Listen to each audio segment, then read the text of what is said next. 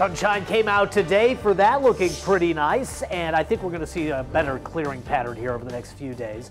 This is a look at Avila Beach, and you can see things look nice, look blue. The marine layer is going to reform in the night and morning hours, and check this out. This was up in the interior valleys this morning. We had some cloud cover. This is from the Templeton area, Cecil Horton. Love that picture. Be on KSBY, the hashtag to use.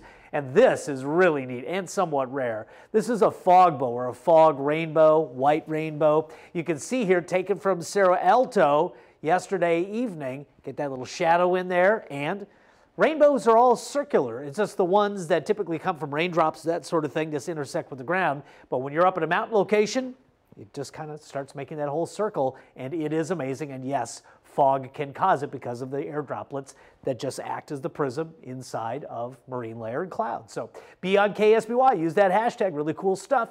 Weather watchers look like this: 70 at Pismo today and 74 Cal Poly, 69 Lompoc, 84 in Paso, and 83 in Cuyama. Very mild numbers: 71 Santa Barbara, 74 San Luis, Santa Maria 74, 79 at Santa Ynez.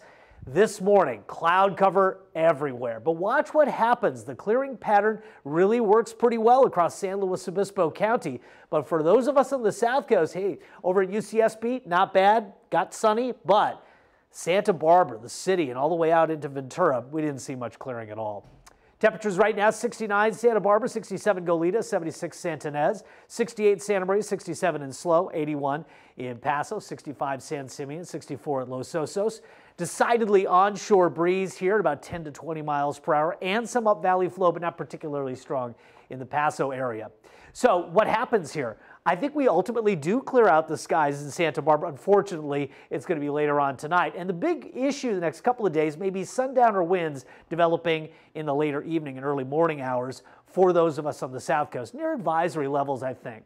There you can see there will be some brushes with the marine layer night and morning hours over the next couple of days, but less than what we have seen.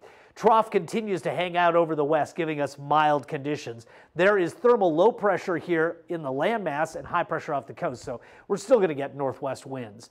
This is really the most significant activity. It's not much. Up by Paducah, Kentucky, we have some thunderstorms here.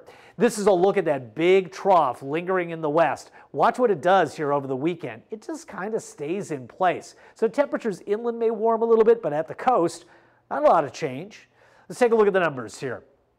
Paso 84 again tomorrow, 75 San Luis, 76 Santa Barbara, 73 Santa Maria. So 76 in Santa Barbara, we are expecting more sun for those of us on the South Coast. 83 Cuyama, 74 in Orchid.